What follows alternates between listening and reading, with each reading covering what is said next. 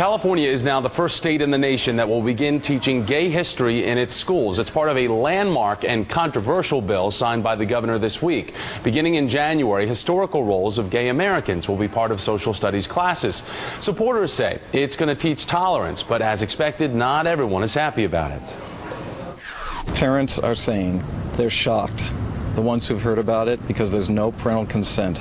The only recourse that parents have is to take their children out of the government school system. Joining me now is Democratic State Senator Mark Leno, who wrote this bill. Sir, it's nice to have you back on with us here at MSNBC. And some people who don't agree with the subject matter are concerned about children as young as 5 being taught this curriculum. How would you respond to them and try to alleviate any of their hesitation about this and the fact that this bill will become law? Thank you, Thomas, for welcoming me back. This is great news that the governor signed this bill. And as my good friend and community leader, David Mixner, has said, there are many ways to kill people. One of them is to deny they ever existed.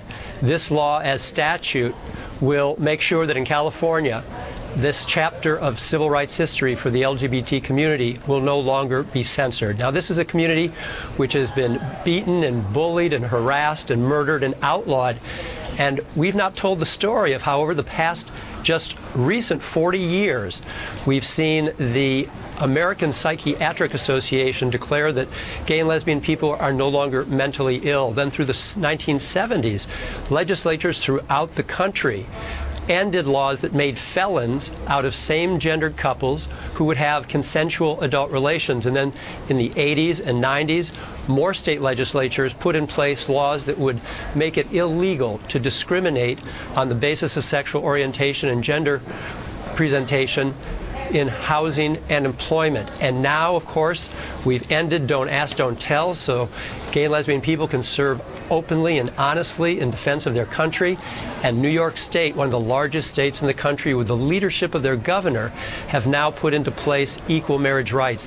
That is an arc of civil rights history which is very important for our students to learn. So the kid who senses that his seatmate a few feet away, who he knows is, or she knows is different somehow, is actually a part of a community that's been fighting for civil rights. How is this going to change, though, that kid, the one that is feeling that they are gay or lesbian, and they feel very alone? How do you think this is going to impact them, knowing that they are a part of the history books now, or learning about the people that came before them and the fight that they had to put up with? Sure. Well, I can tell from my own personal experience, though I grew up many decades ago, this was not included in our education. And when one is coming to understand one's sexual orientation, and at a very young age, one thinks one's all alone in the world. I thought I was the only one, and that's not uncommon. So this will, of course, give greater self-esteem, greater levels of self-respect. It will be good for both the straight students and the LGBT students. And let me put this in today's political context. We've got a presidential candidate, Michelle Bachmann, who says acceptance of gays and lesbians is satanic. And her husband has this discredited conversion therapy, praying away the gay. He takes public tax dollars to put this in place, and has said that gay teenagers are barbarians in need of education. Right. This is a very hateful environment. Education will shine a light on the truth. This will be better for our entire society. State Senator Mark Leno, sir, thanks for joining us today. We appreciate your time. Thank you, Thomas.